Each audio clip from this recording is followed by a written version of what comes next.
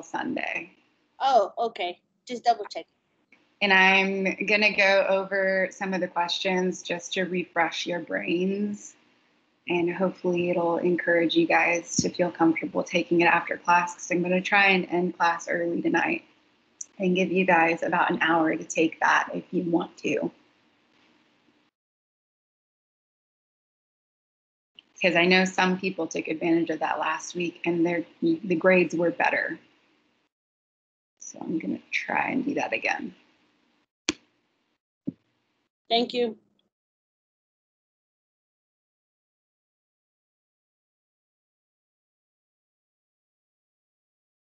Well, your class scares me because this is like, I don't know. I was talking to some of the other professors that are doing IVC courses, and we've all come across the same thing, that the evening classes that got switched to IVC, the grades are a lot lower than usual. And we don't know why, other than a good chunk of the students that are in those evening IVC courses aren't doing the assignments. So we've all like, do we extend the deadlines? Do we, I don't know. None of us could really come up with a solution other than to maybe encourage you guys a little bit more to do the work. Of course, I'm kind of preaching to the choir right now because it's not with you guys.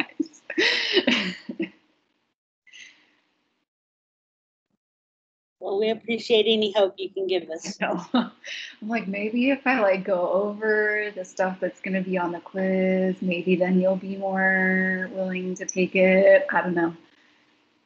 Are the quizzes scary? I've never thought they were scary. They're the same quizzes that I took when I was taking this course. I think they're pretty easy, to be honest with you. I thought I always made hundreds on them. They're like identical to the ones that I took when I was taking an art appreciation course. And I'm like, I always made hundreds on them, but I was like an overachiever too. And I didn't do it as a night class. And I didn't, well, I had a job on the side, but it wasn't like a full-time job. So I'm like, maybe, I don't know. I haven't figured it out yet. But then I also had an issue with my morning class this week. For some reason, they all bombed the last test, which is making me slightly concerned because they usually ace them. But their quiz for this last week had a lot of compare and contrast on it. And those high schoolers did not do very good at comparing and contrasting. They did a good job at listing things, but not comparing and contrasting. So I'm like, I don't know. That was a higher level thinking thing. So those of you that came on time, I appreciate it. And you're going to be rewarded right now. We're going to do a little review / prep for your quiz that opened up today. So I'm going to go over some of the materials that you want to make sure you know before you take that quiz. I'm also going to class a little earlier tonight for those of you that want to take the quiz right after, so that everything's fresh on your brain. So if you do have notes, it's chapters 9, 10, 11, and 12. We're going over 11 and 12 tonight. We went over 9 and 10 last week.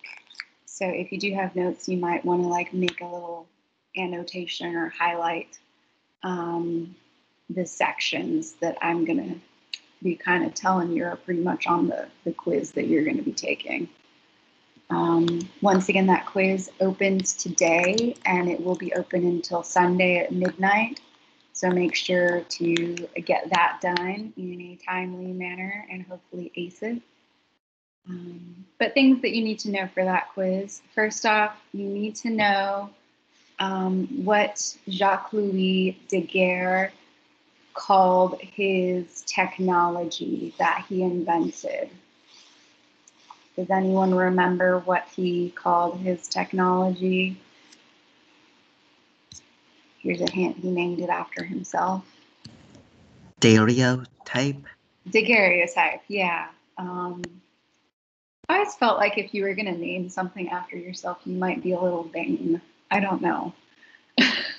possibly a little bit. You also need to know what Julia Margaret Cameron was well known for. Does anyone remember what she was known for, specifically in photography? Julia Margaret Cameron.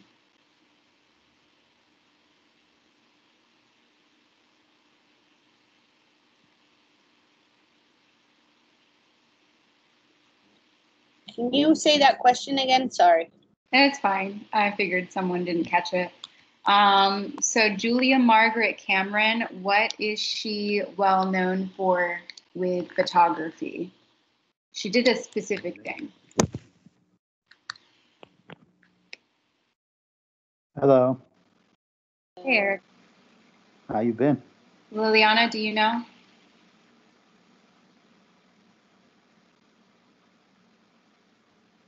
Are you just unmuted?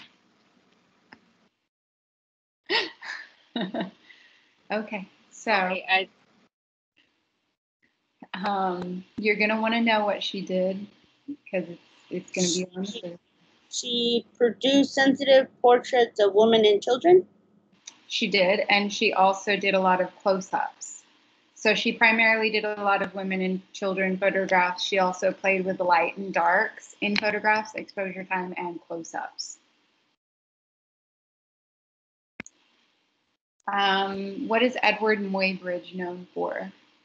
He invented something, kind of.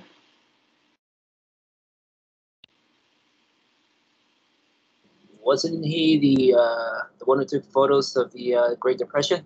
No, not a photographer. He did take photos of something, though, and he turned them into something else.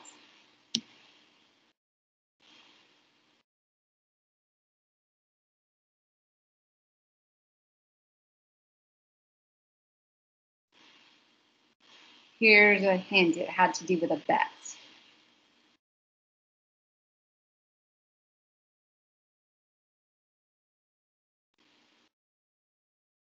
What person did we talk about last week that was trying to win a bet?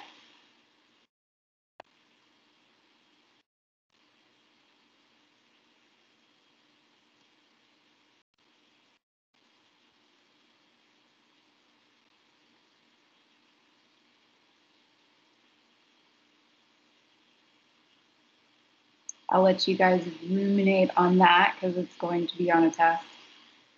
You're going to want to know specifically what he was betting on.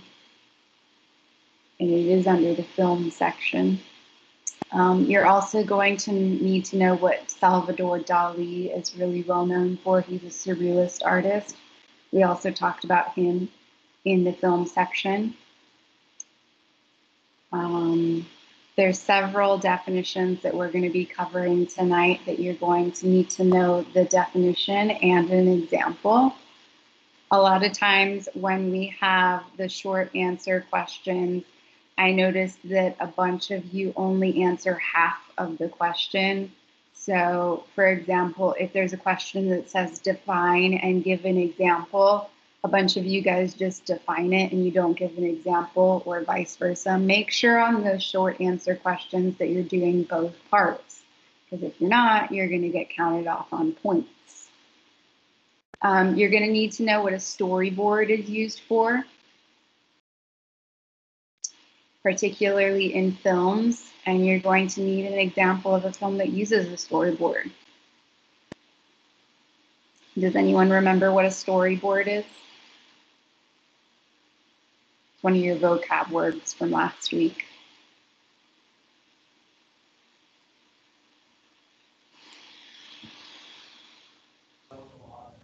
Like a collection of something, like art, to make a story. So it's used by filmmakers oftentimes as quick sketches to lay out the film before you actually film the film, so you're not wasting money, to see if scenes are going to flow and work together. A lot of films use storyboards, but I think the ones that your book primarily mentioned as using storyboards were Pan's Labyrinth, Fantasia, and all of those Japanese films that we talked about last week.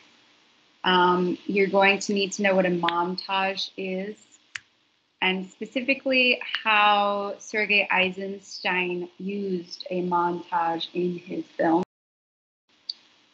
And I think that's it for the stuff that we went over last week. The rest of the questions come from this week. And I don't want to go over them until we go over this week's stuff. So give me a second and I will do attendance. That's on a different page.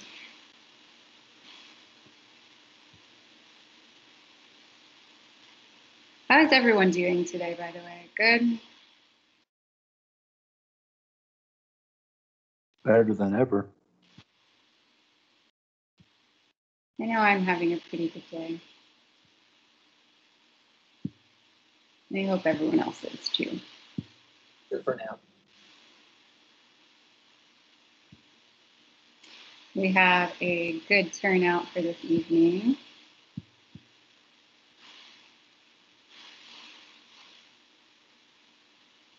Eric, do you have a question? Yes. When is this test you mentioned is going to be? You took yours. Ah, It opened this morning. of And I course. noticed you took yours already.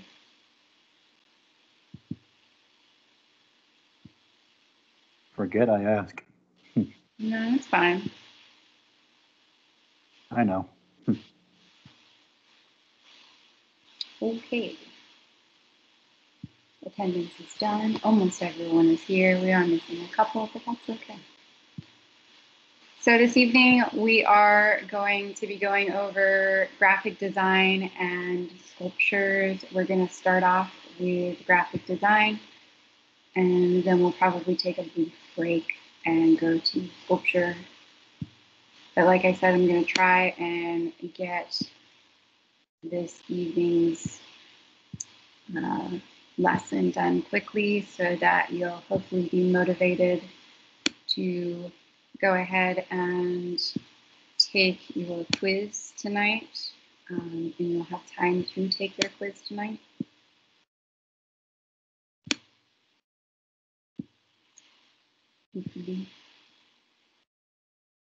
And get my screen set up. In a way that I can actually see people.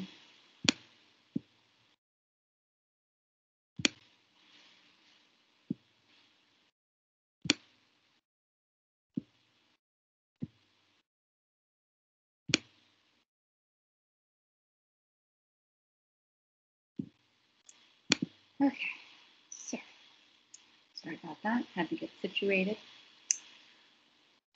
Graphic design is actually probably the field that a majority of people that go to art school end up doing.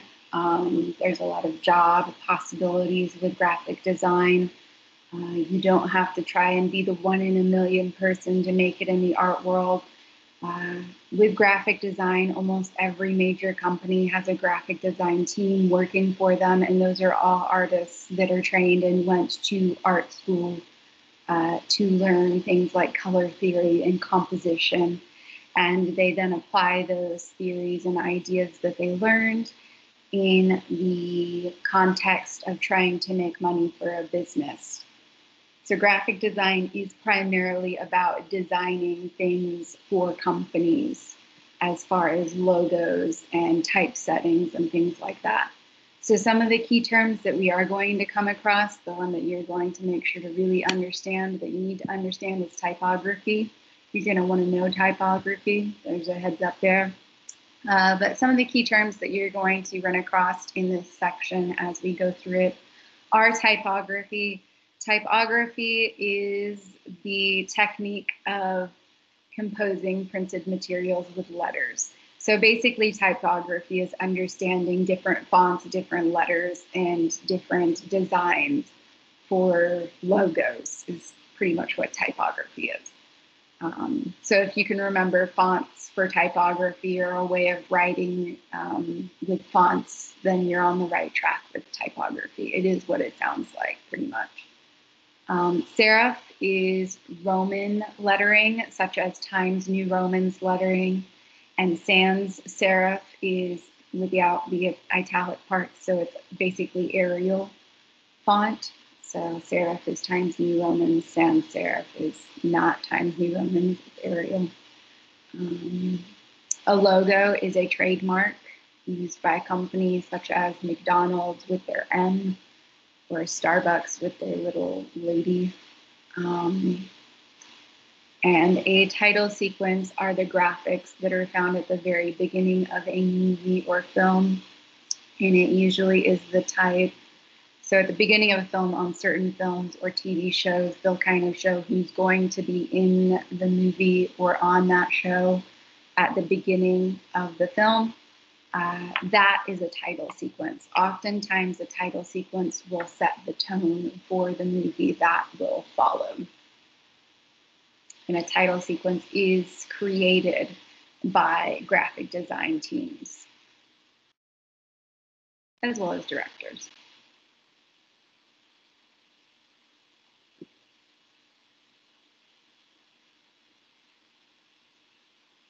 I'll give you guys time to write that if you are writing it.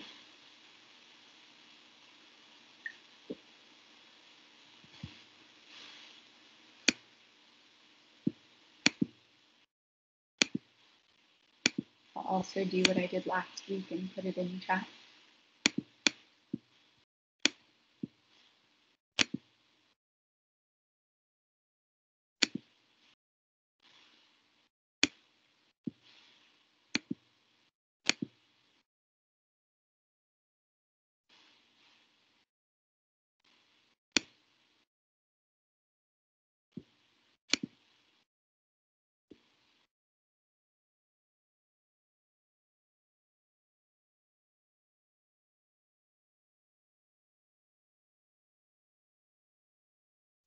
So an early example of a graphic design artist is Henry Toulouse-Lautrec. We last talked about him when we went over lithography because he did make a lot of lithography prints. So those lithography prints are prints made on stone, just to refresh your memory, with the idea of water and oil repelling each other. This is a lithographic print poster. And the reason why I say Toulouse-Lautrec was an early graphic design artist is because he primarily made his living designing posters for plays, theaters, and businesses in Paris, which is exactly what graphic design artists usually do. They make most of their money and their income designing advertisements.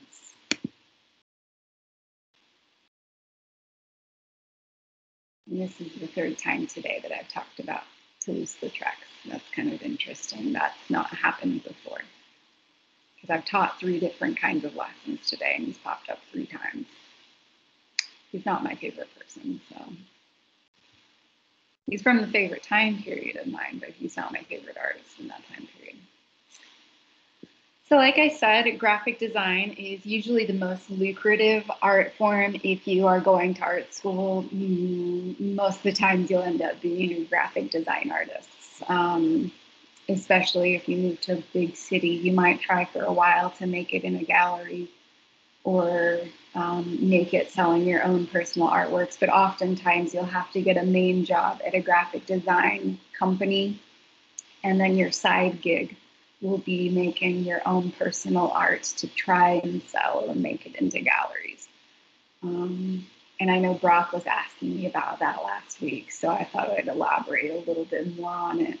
It's really hard to make it into the main art world, but it's quite easy. Well, it's not super easy, but it's easier to make it as a graphic design artist and make that your main bread and butter. And then on the side, work on trying to make it into galleries.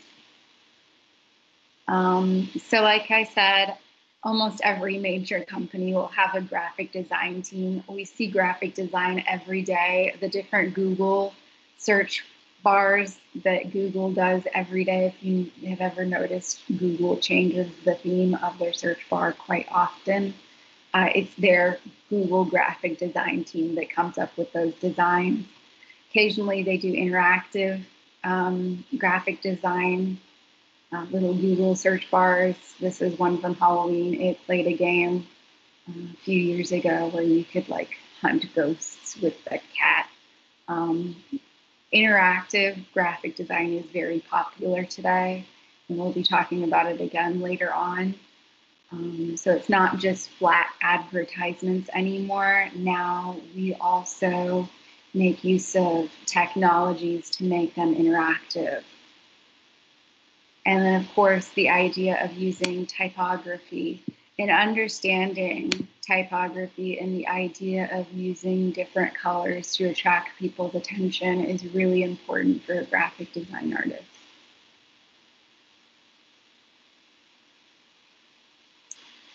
An interesting non-advertisement example, which is one of the rare ones we're going to look at tonight, of graphic design is the Donald Meeker and Associates Group. So Donald Meeker is most well known for being the graphic design artist that created highway signs. So those green and white signs that we see on the highway everywhere and the mile markers, he's the one that helped choose the font and the coloring for that. Prior to Donald Meeker's signs, the signs used more of a serif font, so closer to a Times New Roman's font. And Donald Meeker and his team of graphic design artists convinced the Federal Highway Administration that they needed to change it to an Arial font to make it more legible from far away, which is exactly what they did. He also still does other signage and advertisements with his graphic design company. So after the success of the Federal Highway Administration deal, he garnered a lot of attention, and other companies hired them to design their advertising and their signs, such as the High Desert Museum in Bend, Oregon. And Meeker and Associates is still in existence today. And there is the example of a highway sign, in case you've not seen one, although you should have seen a highway sign at some point in your life. So this particular font change actually happened way back in 2004. Some of us are old enough to remember what the old highway signs looked like. Some of us are not. But they used to be a serif font. So once again, more of an italic Times New Roman font. And now they are sans serif.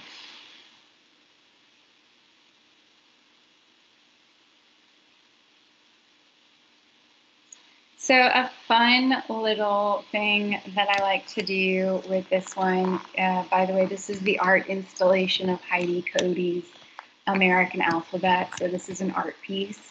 However, she designed this art piece using very recognizable logos.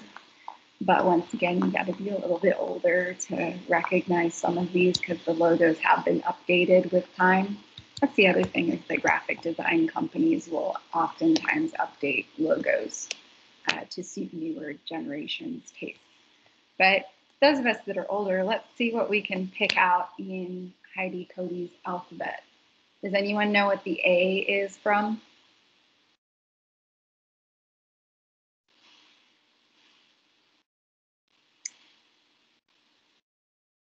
It's a laundry thing. Is it from the strawberries? It's a laundry thing that starts with an A. A laundry? We don't see it too much in West Texas, I don't think. We'll skip that one, and you'll figure out what it is in a second. Let's go to the B. The B's easy.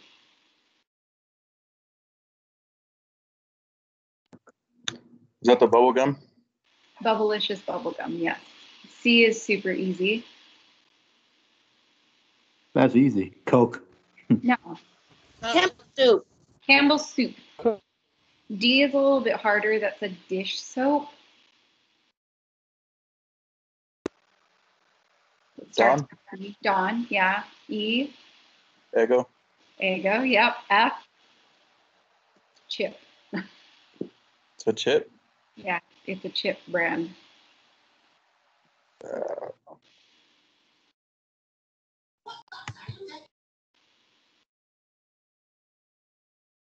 Fritos, guys, Fritos. Hmm.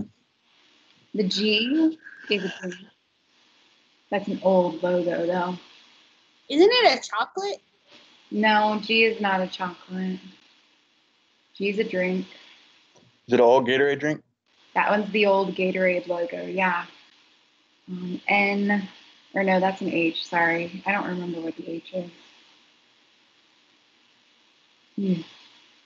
I'd have to look. The I is ice. Igloo. Oh, I was gonna say no? that. I'm sorry. J, I don't remember what the J is either. Jello. It's Jello. I had to think. The K is easy. That one hasn't really changed. Kool-Aid. Yes. And the L hasn't really changed either.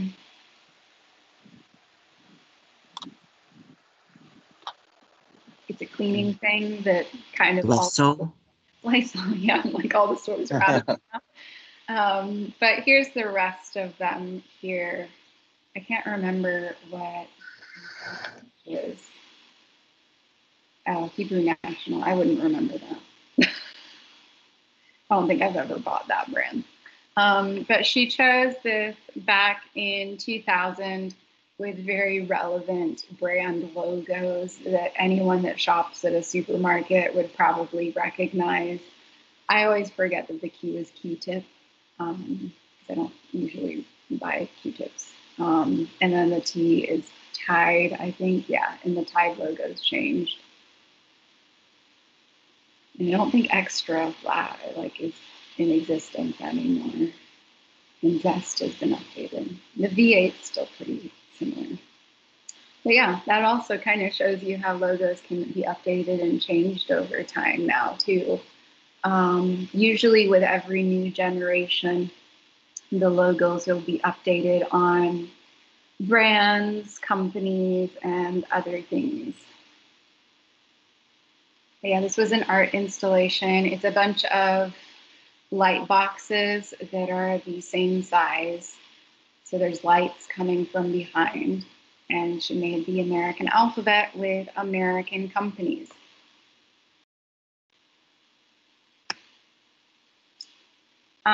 So once again, graphic design is often about logos.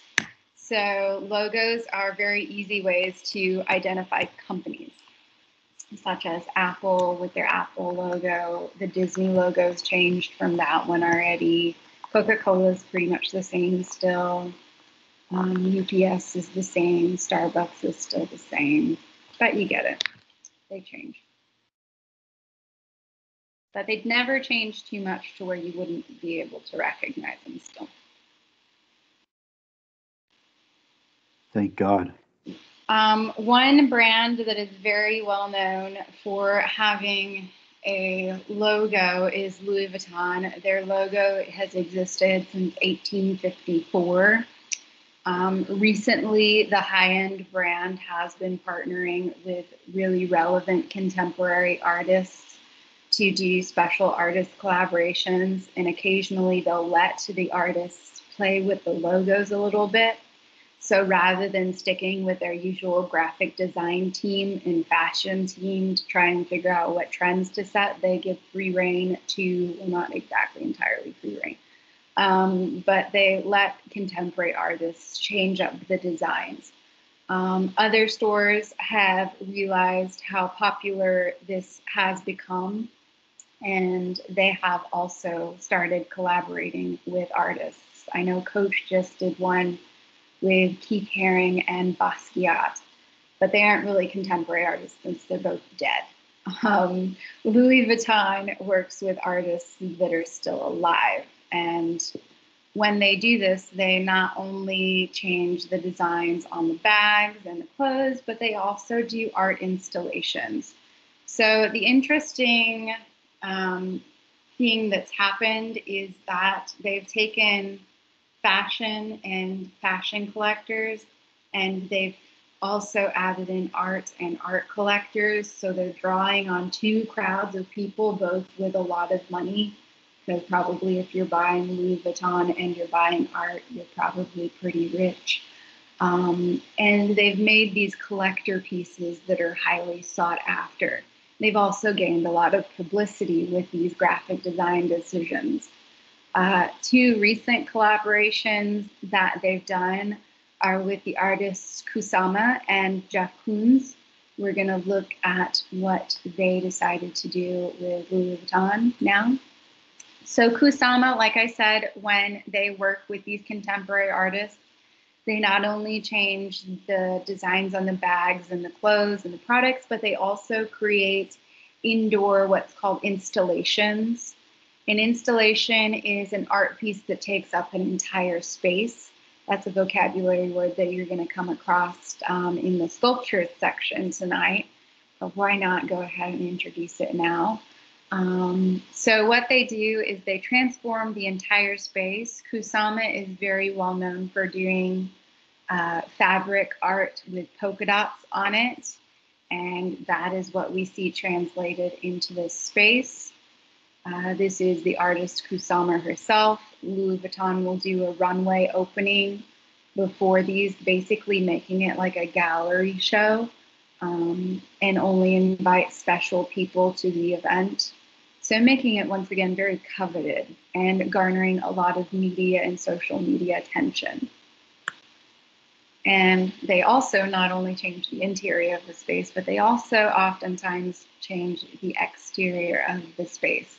And like I said, other major luxury brands are also starting to copy this idea that Louis Vuitton started. So the other artist that they've worked closely with recently is Jeff Koons. Jeff Koons is most well known for his balloon animal pieces that aren't actually balloons, but they're metal, but they look like balloons. He's most well known for pop art and easily digestible art, which is possibly why this particular collaboration was more successful than the Kusama one that was previous. But what Jeff Koons did is he took really famous masterpieces by well-known Renaissance artists and contemporary and modern artists and put them on the bags. So he took away the LVs that Louis Vuitton is really well known for, and he switched it to masterpieces. And he also, if you noticed, added a JK for Jeff Koons juxtaposed to the LV for Louis Vuitton. So he definitely played with their normal logo and normal style. These pieces are very, very highly coveted because you might notice some famous artists are listed, such as Van Gogh, very famous post-impressionist artist. You see one of his really well-known pieces in the background. Same with the Rubens and the Fragonard. Rubens is a very well-known Baroque artist from the Baroque time period. But what Jeff Koons actually did is he hand-painted and copied these masterpieces, because you can't actually steal masterpieces because they're kind of copywritten. So what Jeff Koons did is he copied them by hand himself and then had them put on the bags. And those hand-painted copies by Jeff Koons were exhibited at a gallery-like show in the Louis Vuitton store. And on these plinths, which is what we call pedestals in the art world, we call them plinths. Don't ask why. But we call them plinths, and on them they exhibited those bags that we just saw. So basically making the bags look like they were sculptures and enticing people to purchase them. And like I said, they also change the exteriors usually. So that's a great example of a high-end artist, Jeff Koons, being extremely popular in the art world, working with a graphic design team like Louis Vuitton's to kind of spice up their company a little bit. So it's a great collab of logo meets high-end art, which is pretty rarely seen in the art world. Usually graphic design is considered like lower rung art. just because you don't really know who actually designs it. It's a team instead of a singular person. You don't really get the amount of attention that you would get if you were a famous singular artist. So another form of graphic design is posters, like we saw with Toulouse-Lautrec's poster at the beginning. Posters are really great at delivering very concise visual announcements, such as election posters, movie posters. They kind of get your main point across. And usually consumers will notice them because they're brief and easy to understand, such as Shepard Fairey's Hope. This is done by the artist Shepard Fairey. Obviously, Shepard Fairey is not part of the graphic design team. He was not part of Obama's campaigning team at all. Shepard Fairey was a very poor person that was almost homeless, that decided to make some prints and sell them on the sidewalk. So this particular poster during Obama's campaigns was pretty well circulated. But like I said, Shepard Fairey was not part of his team. Shepard Fairey happened to be living in Chicago, and Obama's from Chicago, in case you didn't know. So most people in Chicago were very supportive of Obama's campaigns. That being said, Shepard Fairey wanted to support that campaign, but he was broke. So what he did is he made silkscreen prints of a photograph that he found in a magazine of Obama, and on top of that photograph with those silk screens, he put the word hope with an O, because it's Obama, hope with a big O. Then he went onto a street corner and started selling them. They became super, super popular. The campaign picked him up. They paid Shepard Fairey a ton of money for them. Shepard Fairey became rich overnight, basically. But unfortunately, Shepard Fairey used a copywritten photograph of Obama and ended up in a lawsuit and losing all of the money that he earned. So that's unfortunate.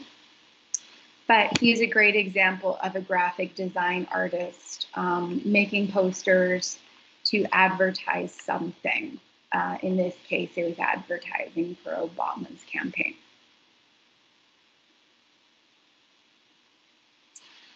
Now, someone that was advertising something, but not in a positive manner, but in a negative one. This is Jonathan Barnbrook's Olympique. This is from the Beijing Olympics from forever ago.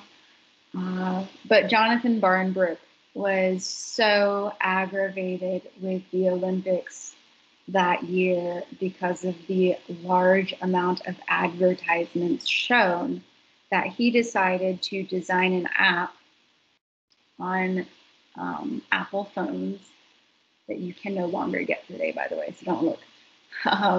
But he decided to design this app in which you could get these screensavers that were mocking the advertisements shown at the Beijing Olympics.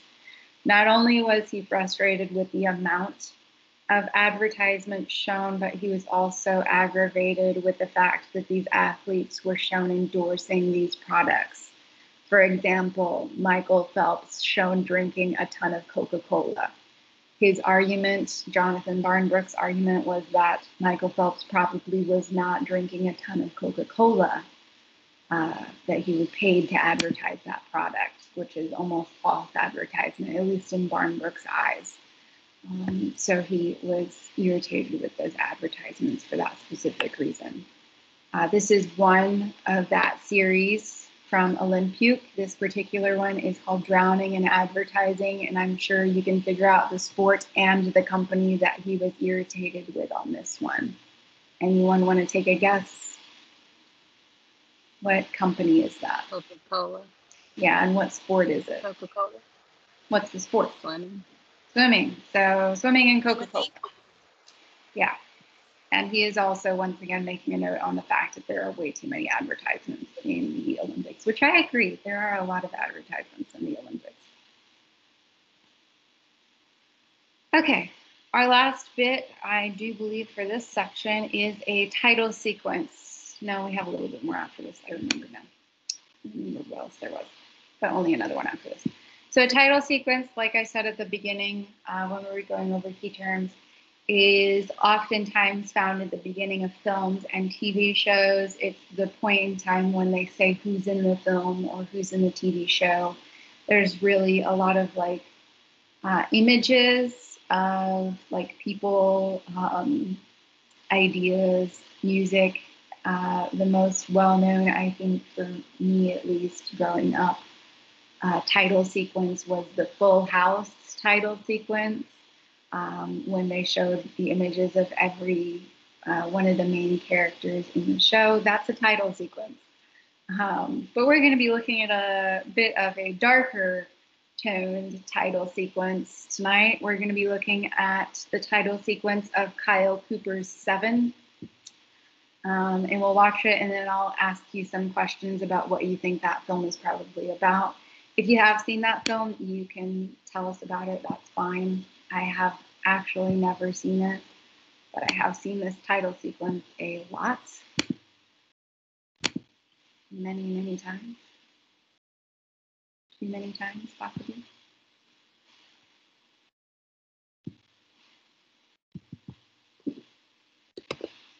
I sworn I copied that over. I guess I didn't. I usually try and get everything copied over before class starts so that I don't have to try and mess with it, because this computer does not do very good at copying and pasting. Hang on. I know it's not sharing. I'm trying to get it to pause. And I'm trying to get your share button to come up because it's not coming up.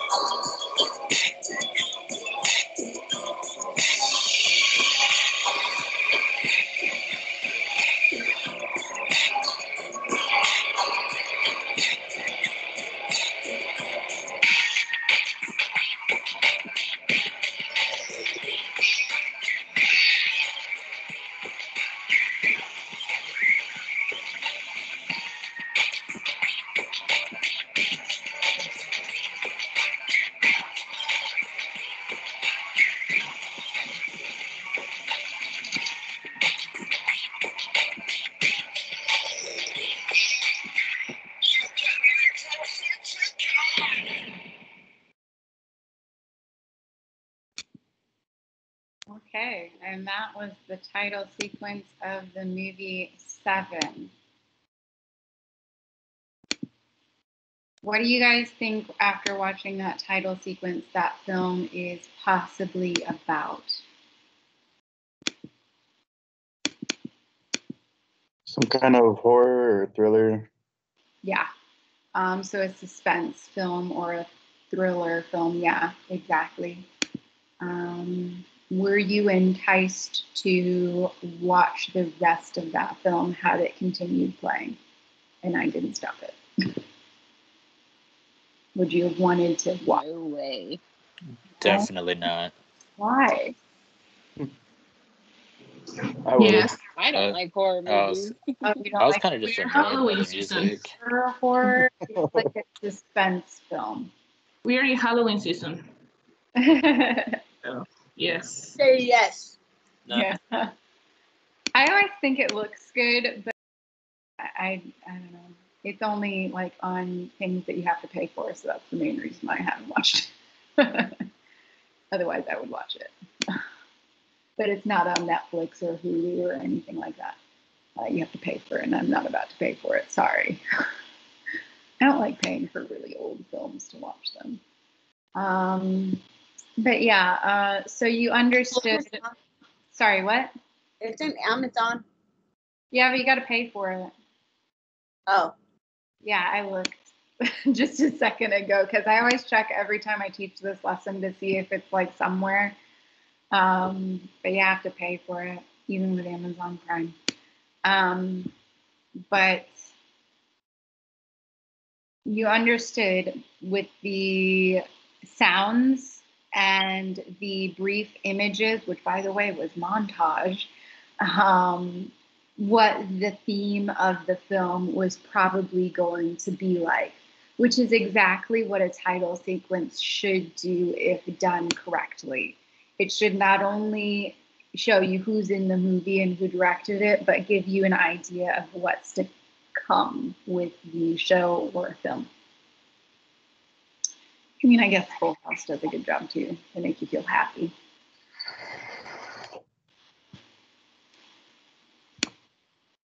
What's up, Micah?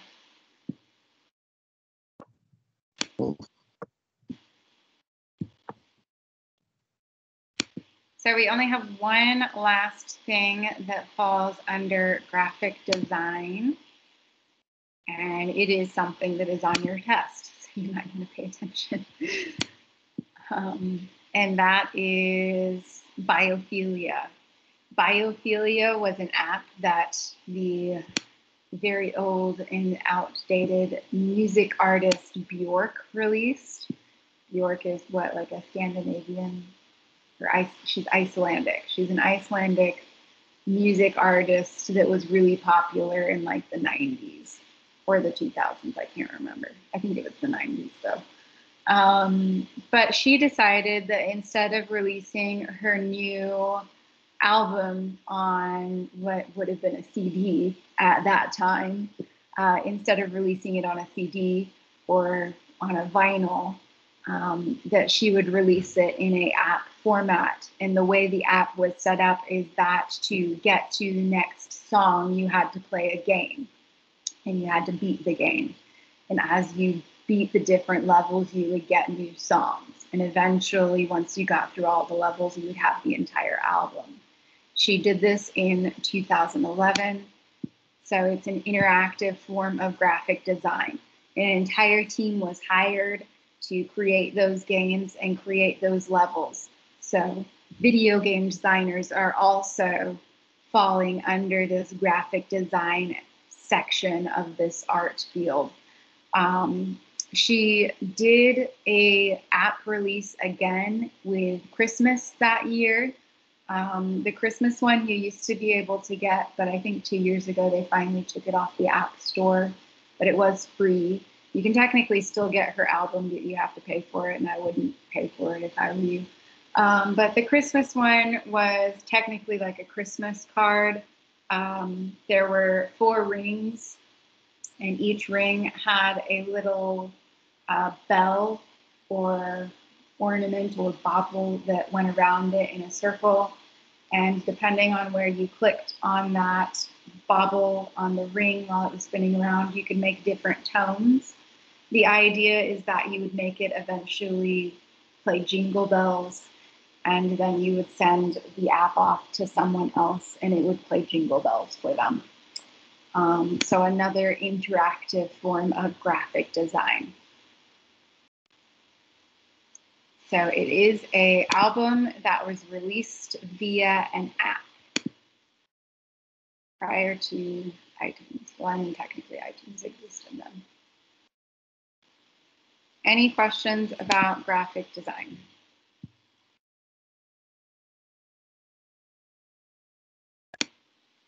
Because that was it. Graphic design short, sculpture's longer. Graphic design, the main things that you need to remember are typography, and you're going to want to remember biophilia.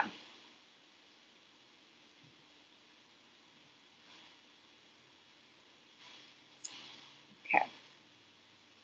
If there's no questions about graphic design, then I'm going to give you guys until, let's go with 6:24 for a break. And then we'll come back and do sculpture. Sculpture has a lot of tough vocabulary, so be ready for that one. Eric, did you have a question? Yes. Is there more about graphic design than ever? You what? Is there more about graphic design than ever? Just want to know. Well, yeah, I mean, it's a newer art form. Ah, I see. Because now it's video games, advertisements. There's a lot more than there used to be. Oh, good. Because Commercials. graphic design is one of my major I'm working on. Huh. Oh, yeah. It's an But easy yes, field to go into if you're going into the art field. good. Huh. Just to make sure. Yeah. There's a lot of firms that specialize in graphic design. I have some friends that work at those in Chicago. Neat. So, like I said, you guys are on break until 6:24, and then we'll come back to do sculpture.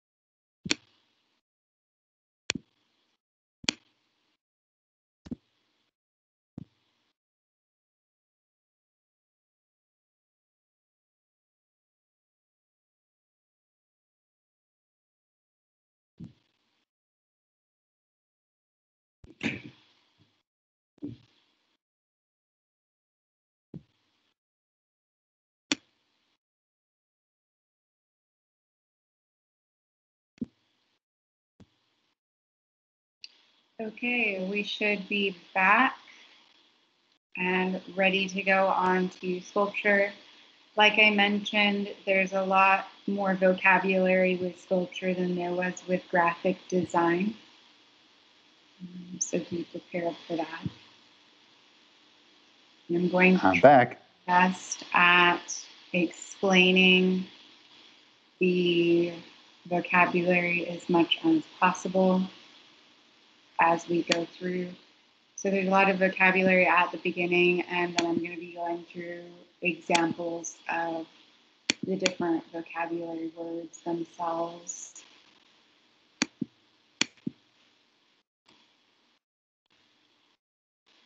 And for those of you that prefer for me to put the vocabulary in the chat, I just did.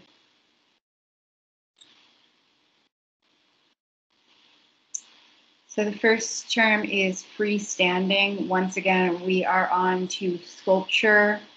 So freestanding sculptures are sculptures that you can completely walk around and see all sides of. For example, this pumpkin here is technically a freestanding sculpture. I can walk around it and see every side of it if I want to. It is not attached to anything at all. It is freestanding. That's what a freestanding sculpture is. A relief sculpture is not freestanding. A relief sculpture is attached to a background, usually a wall. There's two kinds of relief sculptures. There's a high relief sculpture and a low relief sculpture.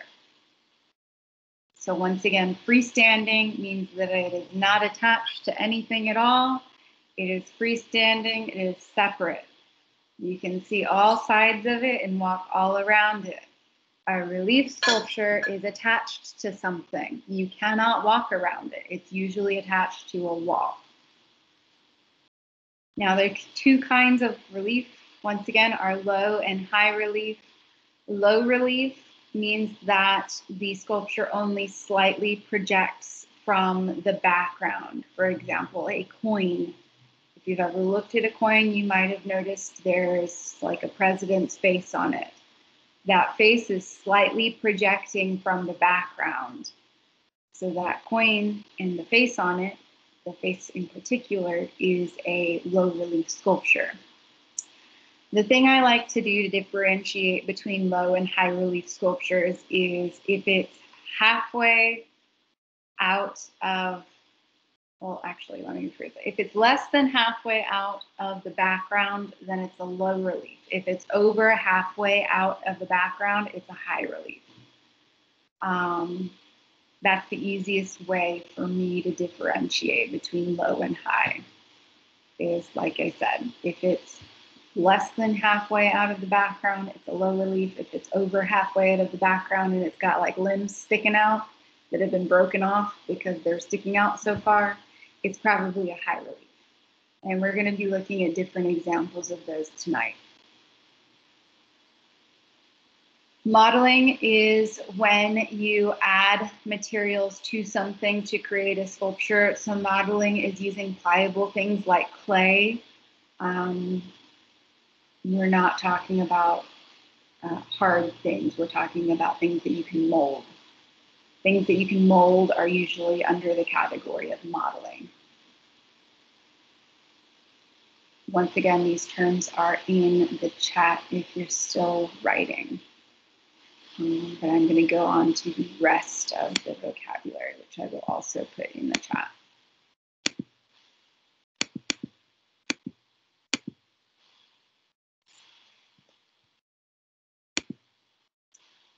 So a continuation of vocabulary, like I said, this section has a lot of vocabulary. An armature is basically an inner skeletal structure for a sculpture. So sometimes sculptures are really, really large and heavy, and they need some internal supports to keep them from falling apart. And that internal support is an armature.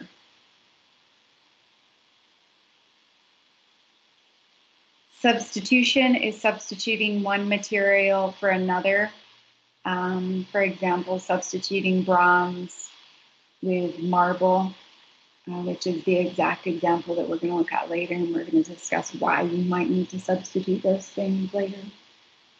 A mold is used in a casting process, so oftentimes you will mold an object using like a plaster, and then you'll pour bronze into that mold, and the end result will be a bronze sculpture. So for example, I could stick my phone into plaster and then let the plaster harden, take my phone out, and I would have a mold of where my phone used to be that I could then put bronze into if I wanted, which I wouldn't want to. Carving is the opposite of modeling. Modeling was using pliable materials and adding to it to make a sculpture. Carving is the opposite. Carving is using hard materials and removing materials away to create a sculpture. So carving is primarily seen with marble and wood. Once you take something off of marble, you can't put it back. If you take something off of a clay piece, you can put it back. Unless it's been fired, then, well, then you could glue it back on, but yeah, you understand. And then our last two vocabulary words are installation and site-specific works. So these two terms at the end are technically, I mean, they can sometimes be sculptures, but sometimes not. In the art world, we don't really consider them sculptures, but they're kind of new, so we don't really have enough for them to be their own section yet. So they've kind of been stuck under sculptures. So an installation, like I mentioned with graphic design with the Louis Vuitton building, an installation is when an artist transforms an entire space. So the entire room is transformed. And a site-specific work is a piece of art that was created specifically for the site that it is shown in. It cannot be shown in another space. It doesn't work in other spaces. It has to be shown in the space that it was made for. And once again, we're going to look at different examples of all of these vocabulary words.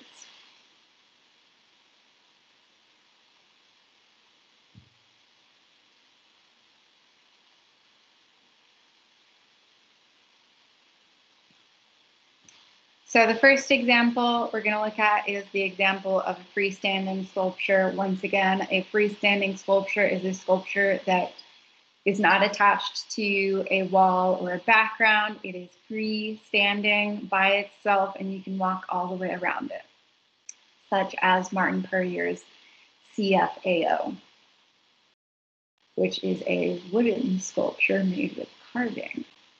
Except for the African mask looking thing in the center, that's actually a plaster mold. So yeah.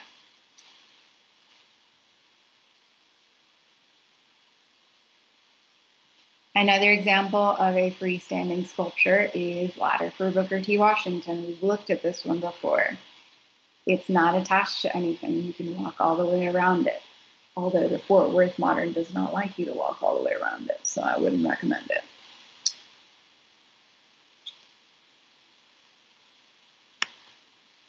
Now, moving on from freestanding sculpture to relief sculpture. Once again, relief sculptures are attached to some sort of a background.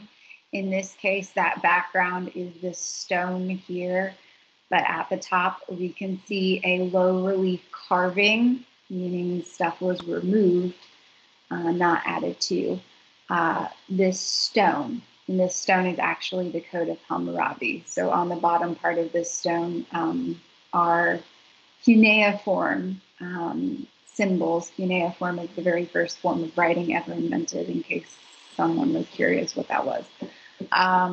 But there's cuneiform down here that tells you the laws that these Sumerian people followed. And then at the top, you see Hammurabi seated on his throne with his attendant next to him. They are less than halfway out of the stone. That means they're low relief. Are there questions about why this is low relief? Because for some reason, everyone always gets stuck on low and high relief. It's less than halfway out the stone, so it's a low relief. In fact, this word, or not wording, the cuneiform down below is less than halfway carved in. So it's technically also a low relief. It's just writing instead of a sculpture.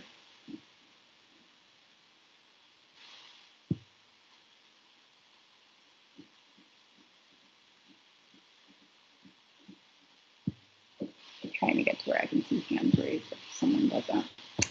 Another example of low relief is this stele of Akhenaten and his family. They're less than halfway carved into that stone. So they're low relief. It's just the opposite of carving them out. They're carved in. This is from the Egyptian period, and there are hieroglyphs surrounding them telling the story of Akhenaten and his family. And this is not typically how Egyptian art looks. Akhenaten was a very interesting pharaoh, which we will talk about later when we get to ancient Egypt, because I like him because he switched up everything. Another example from a different culture, if you notice I pulled from different ancient cultures, is this Pan-Athenaic festival procession frieze. So once again, they are less than halfway out of the wall behind them. If they were entirely out, then there'd probably be some broken hands. They are still very much attached to that background. And this is once again a festival procession to the Acropolis in Athens. This is an example of high relief. If you notice, this centaur here has lost an arm and some legs because that arm and those horse legs were not attached to a background at all, making them very vulnerable to breaking off. Same with this guy's arm. It wasn't attached to a background at all. These guys are over halfway out of their background, which is why they are high relief. And this is from a metope from the Parthenon in Athens. This metope illustrates the fight between the centaurs and the Greek people, which we'll talk about more when we get to ancient Greece. And this is from Rome, another high relief sculpture. However, this one's much more taken care of because it's the tomb of the first emperor of Rome, Augustus, which is why it's very much taken care of. Also, the Greeks don't really take care of their sculptures very well. But these guys are over halfway out of their backgrounds. You can even see the intense shadows. That's another really easy way to determine if something's high relief or low relief. If it's casting a lot of shadows behind it, it's probably a high relief. Low relief sculptures don't cast shadows. Here is another high relief sculpture, once again from Athens. This is the Nike adjusting her sandals. She used to have a head and she used to have wings and she used to have an arm, but they all broke off because they weren't attached to the background, meaning that she is over halfway out of her background. Now I'll ask again, are there any questions about the difference between freestanding, relief, low relief, or high relief sculpture?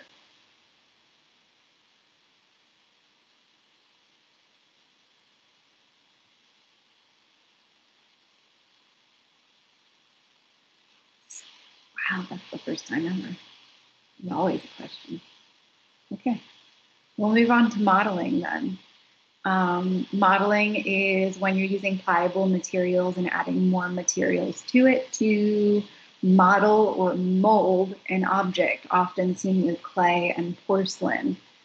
This is an example of Korean pottery, which was done on a potter's wheel.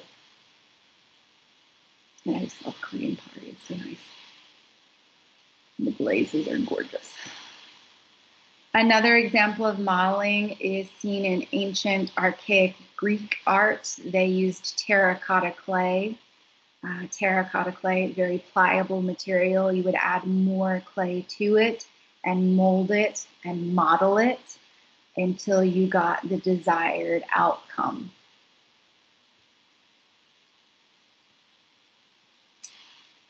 Another Greek example of modeling using, once again, clay. This is an example of Greek black pottery. The only difference between black and red pottery with ancient Greece is that the figures are either black or they are red. This is red figure pottery from ancient Greece. But you don't need to know that, that's just a fun little side note. Now on to our next vocabulary word, armature.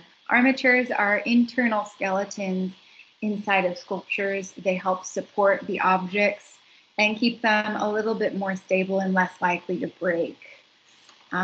So this is the inner armature of that elephant there. So this is what's actually inside of him, which, by the way, it's kind of hard to find images of armatures. This isn't even like an art sculpture. I had to find something that wasn't an art sculpture to find an armature. But a good use of an armature is Viola Frey's Stubborn Woman, Orange Hands. Viola Frey's sculptures are extremely large. They're bigger than people, which is exactly the case for Stubborn Woman, Orange Hands.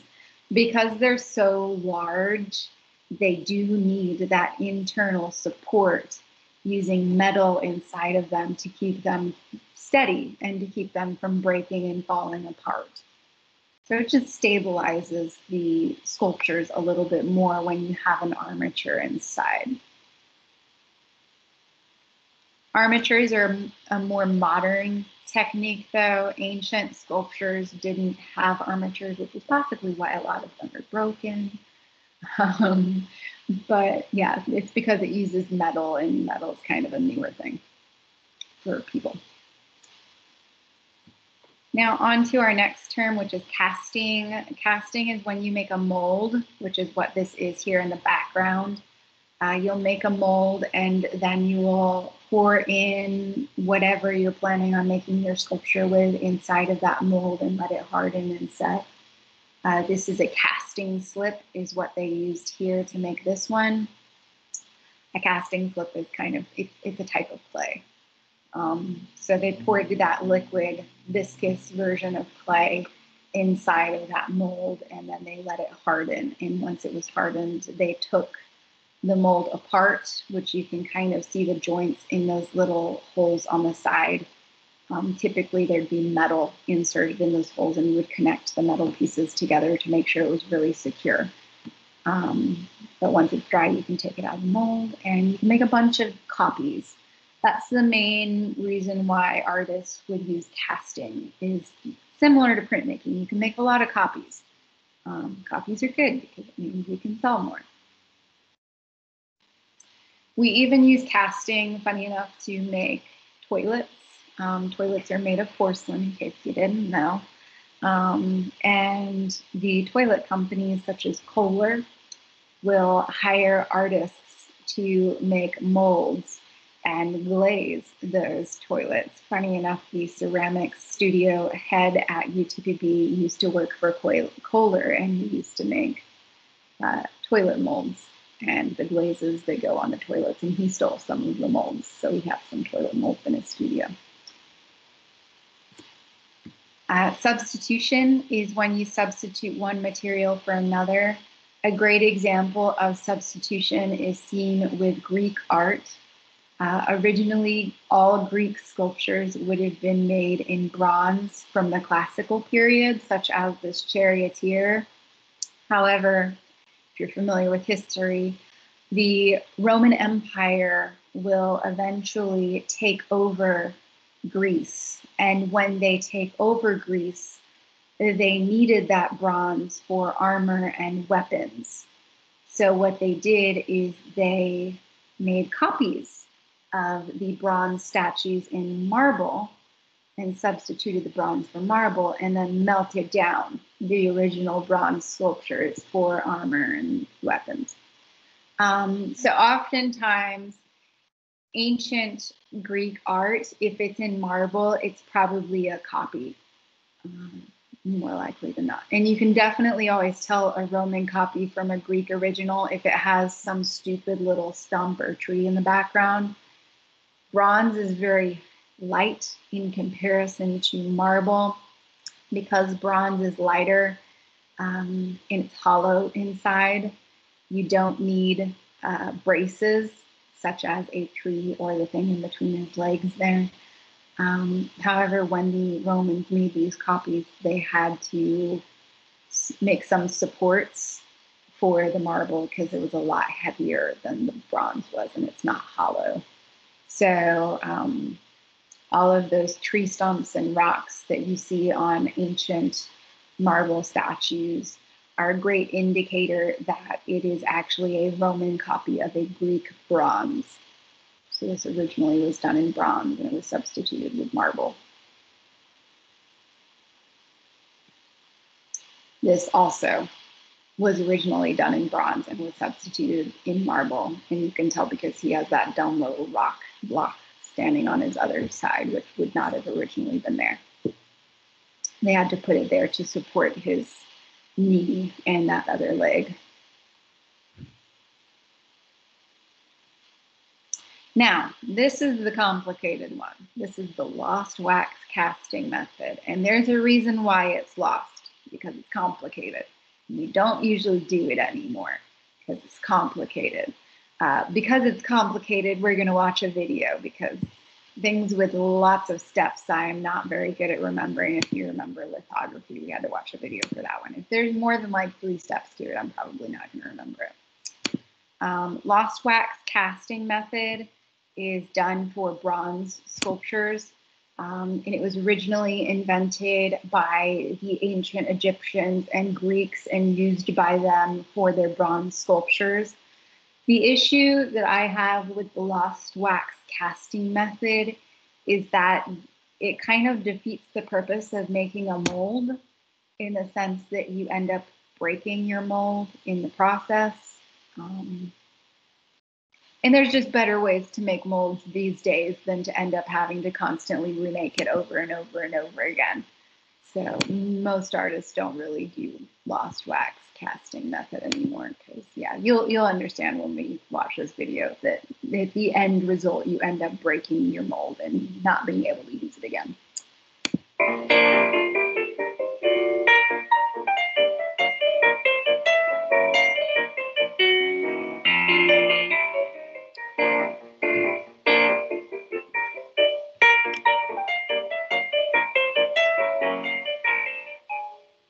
Is this sharing?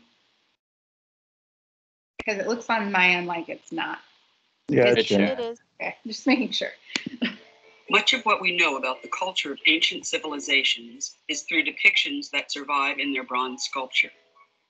These sculptures were created with the lost wax process thousands of years ago. The lost wax process is more sophisticated today, but it essentially remains the same as it was in 2000 BC. Most modern sculptors work with a fine arts foundry and its staff of experts to have their pieces cast in bronze. Once the artist completes the original sculpture, which is usually modeled in clay, plaster, or wax, the original piece must be molded. The mold consists of two basic parts, an inner layer usually of a flexible silicone rubber, supported by a rigid protective mother mold of plaster or fiberglass. The mold is engineered to separate in two or more parts, thus releasing the original artwork. When the mold is rejoined after the original artwork has been removed, an exact negative image of the original exists. The next step is to pour wax into this mold to create the positive wax replica of the original artwork. This petroleum-based wax is melted at about 210 degrees. It is poured into the mold, rotated so all surfaces are covered, and the excess is poured out. Pours are repeated to achieve a thickness of about 3/16 inch in wax. When cooled, the mold is opened and a wax replica is removed. Wax chasing is the next stage of the process. This delicate process consists of removing seam lines created where the mold separates, repairing imperfections such as air bubbles, and reattaching any parts that had to be cut off during the molding process. This is done with heated soldering irons and special tools. The completed wax must look exactly like the artist's original sculpture. At this point, the wax is ready to be sprued. Wax bars or channels are attached to the piece to create pathways through which the molten bronze will travel to the artwork. Wax vents and gates are also attached to the wax sculpture to aid metal flow and allow gas to escape. All the wax will eventually become negative space later in the process, which will ultimately be replaced by bronze. The ceramic shell process begins by dipping the sprued wax into vats of liquid slurry, followed immediately by a bath of sand. This process builds a thin wall of silica around the wax. This is repeated until a shell approximately 1/2 inch in thickness forms around the wax. When dry, the shells are now inverted and placed into an autoclave to be dewaxed, eliminating the positive space taken up by the wax, and thus creating a cavity or negative space for the bronze to occupy. A large crucible fired by a furnace is filled with bronze ingots and melted. The metal begins to melt at approximately 1700 degrees. The ceramic shells at this time are also heated in a kiln to approximately 1100 degrees to aid the flow of the bronze. When all temperatures are reached, the shells are removed from the kiln and the molten bronze is poured into the shells.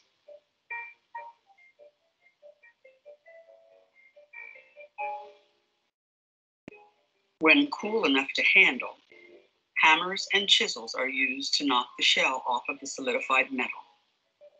Gates and sprues are also cut off. Lastly, the piece is sandblasted to remove the fine remaining shell from the bronze. The bronze must now have all imperfections repaired and any parts welded back on that were cut off during the spruing process, once again making an exact reproduction of the artist's original sculpture.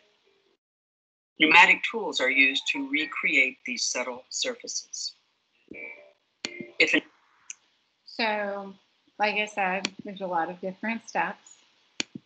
Never ever would I ask you guys to have to remember all of those steps, but understand that the first step is that the artist makes the object, and then nowadays, if you're wanting to do the lost wax method, you would send it to a company and they would do the rest of it for you. But in ancient times, when this was originally used, what would happen is you would take that original sculpture, usually done in like a modeling clay, and you would make a plaster mold of that clay sculpture.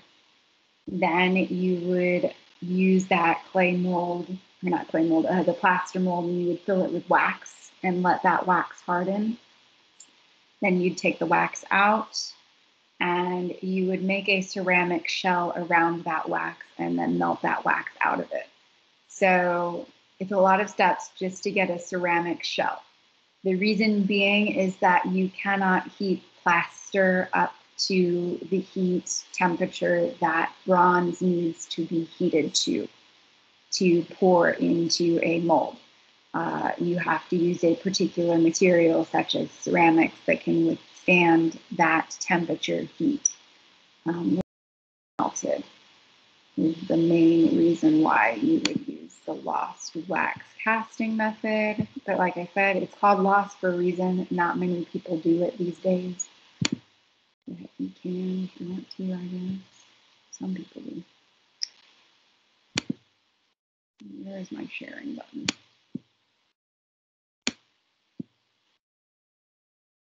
It's just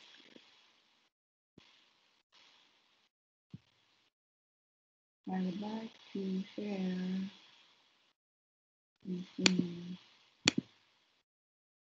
Seriously, my button has all disappeared.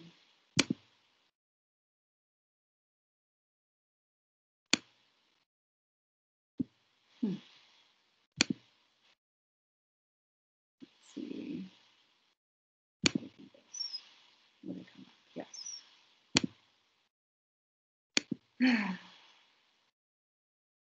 Okay. So continuing on with our terms, that was once again the lost wax casting method. Today, artists use newer materials such as synthetic polymers and polyresin to make sculptures. They also use cement and easier materials to work with, thanks to newer inventions. One example of an artist using a newer form of casting is Rachel Whiteread's Untitled Hive 1, in which she used a polyresin and she poured it into a beekeeper's hive. Beekeeper hives are like those little miniature house-looking things that bees will live in and produce honey in. She used one of those empty hives and poured polyresin in it and let it harden and then took the hive off. And then left behind was this. So this is once again polyresin. It looks like honey, but it's not, and it is called a hive, and it was made using beekeeper hive, which is why there's kind of a theme going on there. Rachel Whiteread likes to do sculptures that look like they're houses that should be inhabited, but cannot be inhabited. So she once did a very large sculpture of a solid concrete building in central London. London is a particular area of the world that's always short on living space. So she was making a comment on basically the housing market in London, that there are land spaces available and you're not using them for creating habitats for people to live in.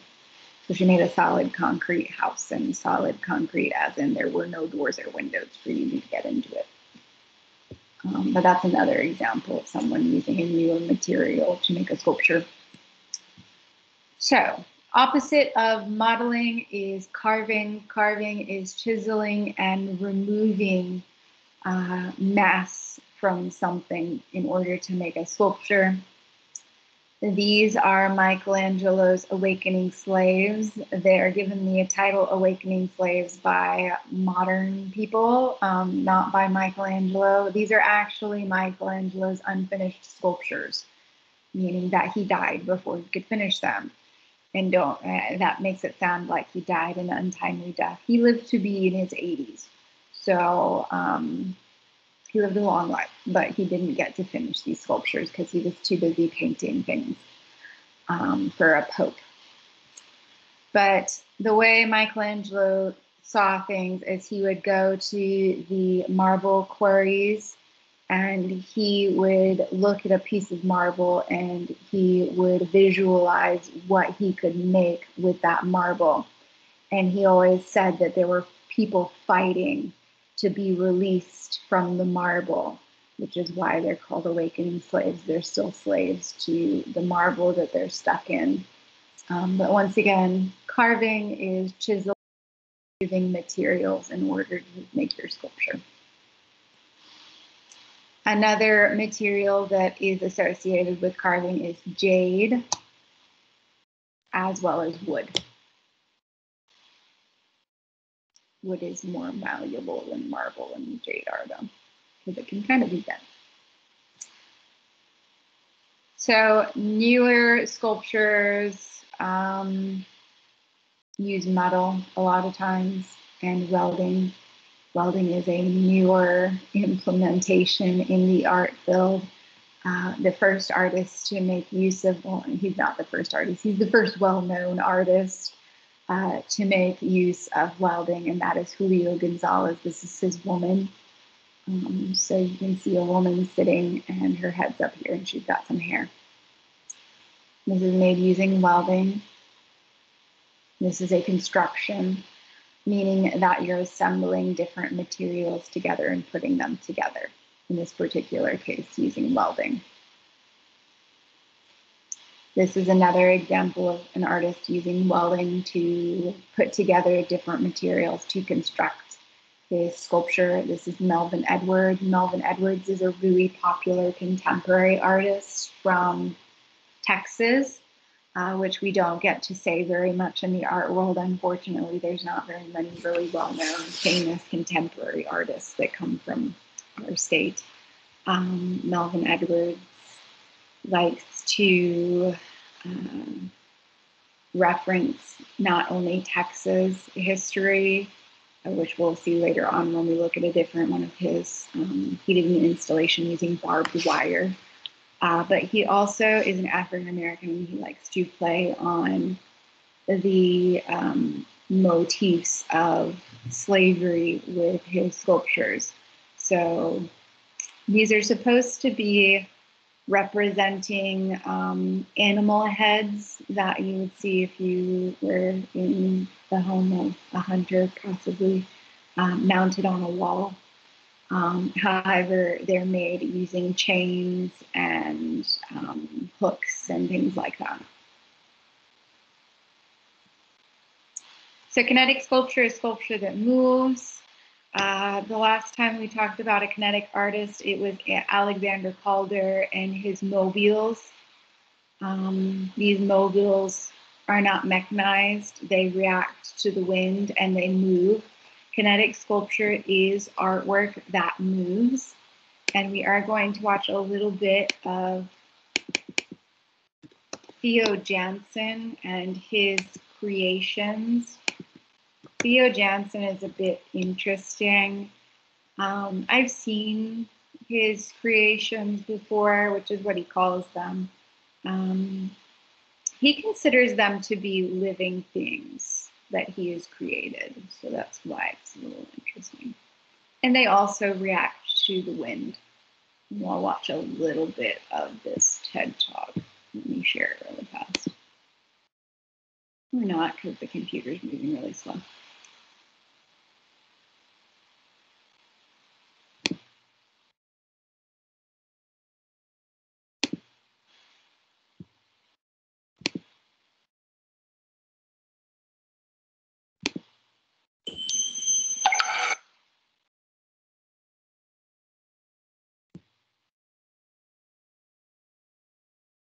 Definitely not. Moving very, very slow.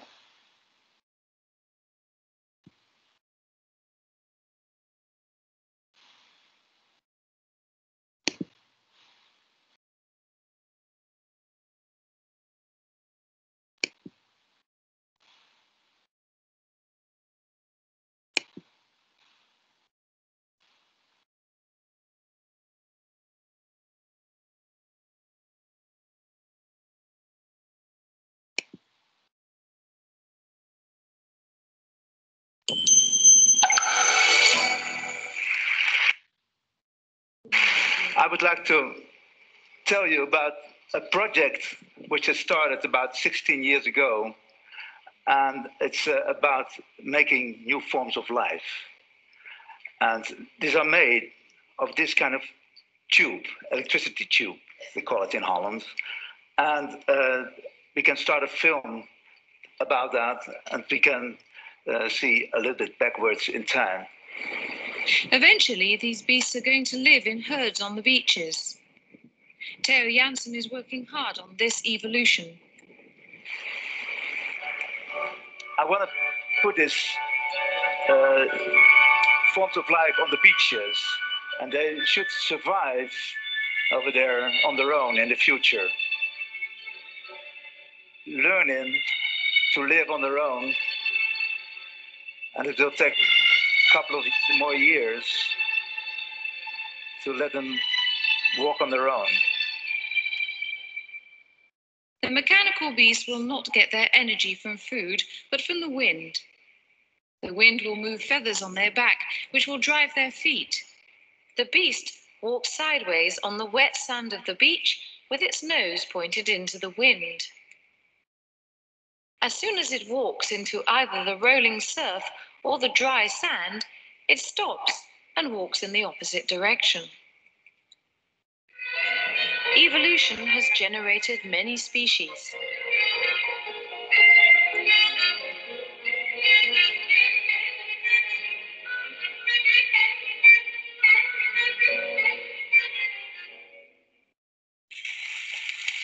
This is the Animaris currens ventosa.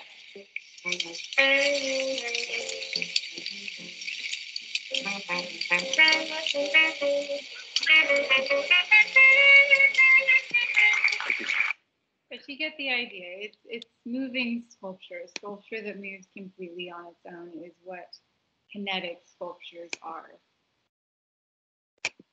And he's a very interesting person. So moving on to mixed media, and we are getting towards the end of our sculptures section. Mixed media is once again using several different mediums together. For example, in this one, you're using a stool and a bicycle wheel. Two different things put together makes it mixed media. This is Marcel Duchamp. Marcel Duchamp was part of the Dada movement, which I believe we've talked about before in this class. And this is his ready-mades, is what he called them, meaning they were already made. They're ready-made. He did another ready-made that's a shovel and another one that's a urinal. So, yeah, but this is Marcel Duchamp. Another example of mixed media is Robert Rauschenberg's monogram. Robert Rauschenberg is the most famous Texas artist, however, he's dead. But he is the most famous artist that Texas has ever produced. And this is his most famous work, so go us. But this is, once again, mixed media. You see on the bottom here a canvas covered in paint, as well as pieces of wood lettering and signage that spell the words Dada. He was not part of the Dada movement. He came way later, but he was inspired by them.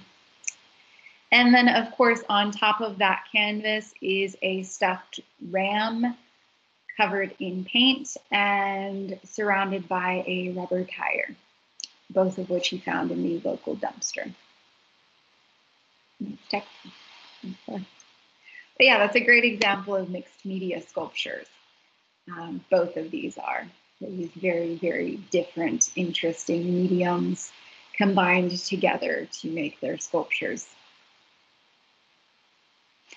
Now, we're kind of taking a little sidetrack. Like I said, installation and site-specific works, they're under the category of sculpture, but that's because they're kind of newer and there's not enough examples of them yet in art history for them to make up their own entire section. But an installation is an art piece that takes up the entire space. For example, Melvin Edwards' piece right here. This is the entire space. I know it looks like there's more behind you, but it's a really small space. And a good chunk of it's covered in barbed wire. Like I mentioned, he's a Texan artist and he likes to play on Texas history, which is things like barbed wire. Another example of an installation or a art piece that takes up an entire space is this one here. This was done by a group of college students for their senior project in a California university. And it is a room of hot Cheetos covered in bags of hot Cheetos on the wall. So it takes up the whole space.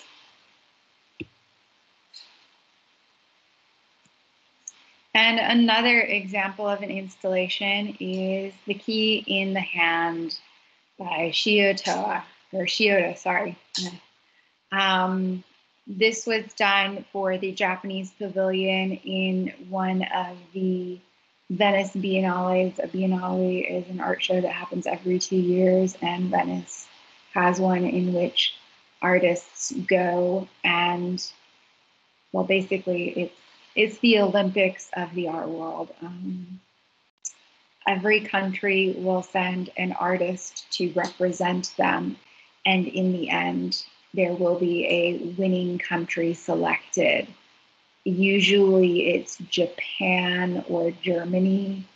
The particular year that this installation was exhibited, funny enough, Iceland won with another installation. They made a giant mosque. They converted a building to a mosque, and it's in Venice, which is like super Catholic. So they got a lot of media attention. But this one actually won 3rd place that year. This is Key in Hand, and in this particular place, there were 3 wooden boats with red strings attached all over the room, woven in and out with thousands and thousands of keys hanging from them. There was also music playing in the background to set an ambiance or tone for you to experience the entire space. And the idea was about you will always find your way home kind of a feeling with this particular installation was the point that they were trying to get across. You're all connected to home in some way. Moving on from installations to our very last vocabulary term for the evening, which is site-specific artwork. Site-specific artwork is artwork that's made for the specific site that it is shown in, and it does not work in any other location, such as Robert Smithson's Spiral Jetty. Spiral Jetty is located near Salt Lake City, Utah. You can go visit it. Not many people do because it's kind of off the beaten path. But it is a very large land art form that Robert Smithson designed specifically for this lake. So in this lake, there is a large population of krill, which is kind of like a crustacean. But the krill like to nest in secluded areas. So the actual intended purpose for this art piece is that it creates a safe nesting place for the krill to breed in and lay their eggs in. But it's also a pretty cool piece. It's very large. You can walk out on it. 2 people can fit shoulder to shoulder and walk all the way to the end. Sometimes of the year, this is actually slightly underwater. Sometimes it is not. It goes underwater sometimes so that the krill can swim in and lay their eggs. And then later on, they can swim out and, you know, be krill. There's also certain times a year that with the krill, when they're breeding, the area, it'll have a slightly pink tone to it, giving it a very interesting feel because the piece is constantly changing and it relies on the habitat around it.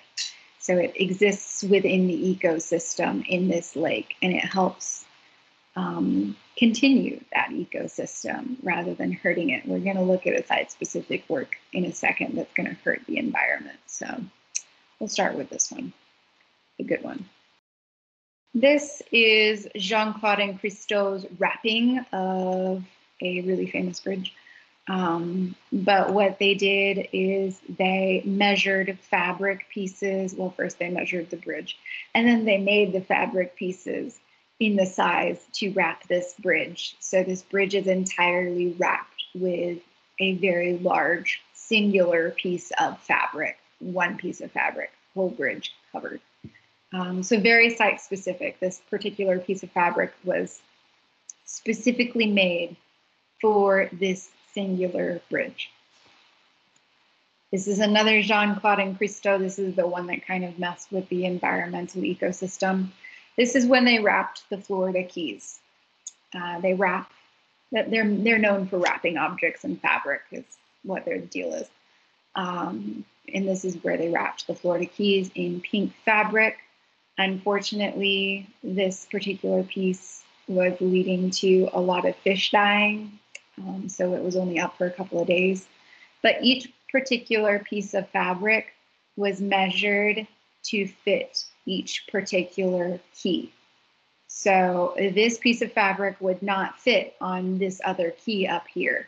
It was made specifically for that one.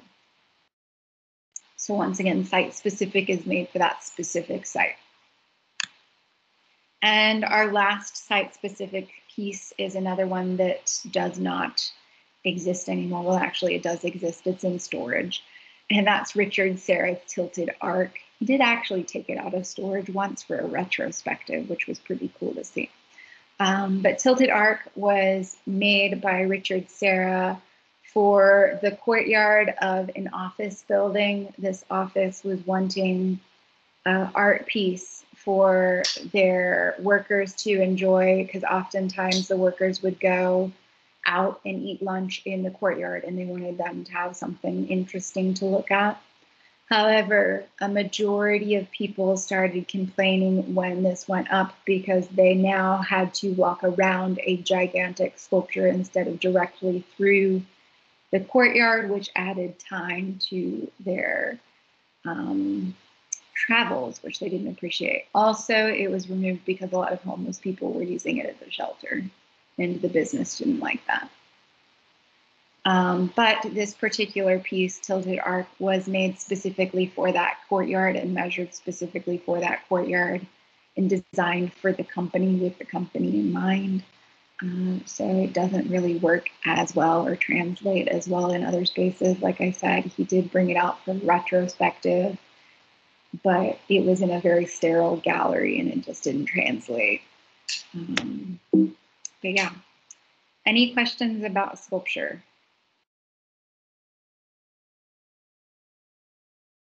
You're going to want to know site-specific and some examples of site-specific, what site-specific is and some examples. You're going to want to know what an installation is and some examples of installations. I'm trying to think of anything else that is super, super pertinent. There's probably some. You're going to want to know what an armature is. So if we can't know like site specific and installation like off of our heads, it's okay to search on the internet, even though You that would have not. notes and you have your book. And you should know it since we just went over it like 2 But seconds. I mean, like if we are told to give examples, could we look it up like for such examples or? Examples right here. Oh, okay. So we could use that as like Yeah. example. I would Okay. prefer if you use those because they're for sure going to be right. Some of you guys try and pull things out of your butt and you'll Google things, and half the time the examples that you give are random and not correct. So I'd prefer if you use the ones that the book or that I gave you in lectures, just because you know those are going to be right. They aren't going to be wrong. That is right. Yeah. I so agree. Like when I was being homeschooled, I would usually do something different, and I usually got it wrong. Yeah. Yeah. You can try, and if you know something off the top of your head and you're for sure that it fits under that category, then that's fine. But it's always better to be safe than sorry, I think, with these things. If this was like a master's course, then yeah, I would be like, no, you can't use the examples I gave you, but this is a basic course. So I don't expect you to know everything about everything when it comes to art. Any other questions? Because that was a really good one.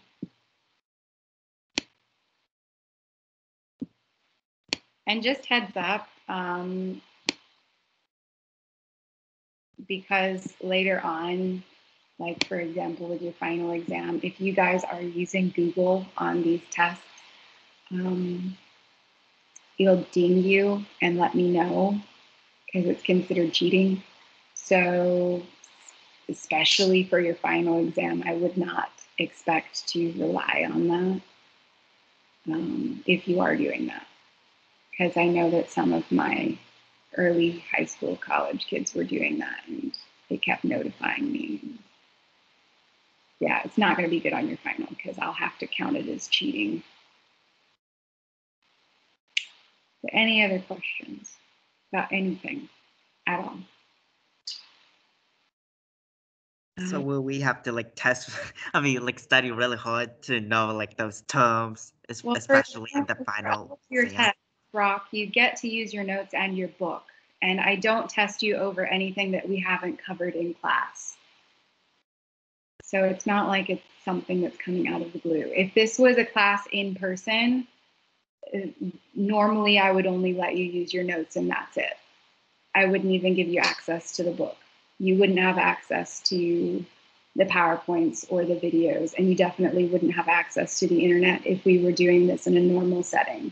Okay, thank you.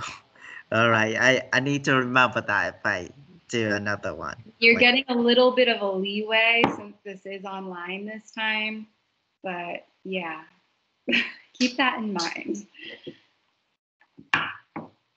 But just to remind some of the people that came in late, your quiz did open today, and it is open until Sunday for you guys to take. Don't procrastinate on taking that. You have technically an hour and 10 minutes left of class tonight that you could be doing that. Also, your individual presentations assignment is open for you guys to go ahead and look at and start working on. I wouldn't procrastinate on that either since it's a bigger grade. And with that one, you'll look at chapters 17, 18, 18, 19, and 20. And select 2 art pieces and make a presentation over it. You won't be presenting them in class, you'll just be submitting them. But those are individual projects, not group ones, which we talked about last week. And if you're curious about it, you can look at the assignment page. But if there's nothing else, I wish you all luck on your quiz, but I'm sure you'll do fine. And I will see you guys on Tuesday. If you have questions, I'll stick around for a bit and answer those. And yeah, I will see you guys. Have a good week. Bye, Miss. Bye. Have a nice day. Have a nice day. Hey. Bye. Eric, never mind. You already left.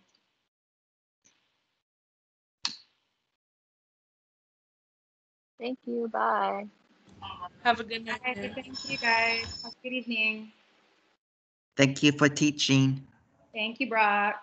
Always asking good questions.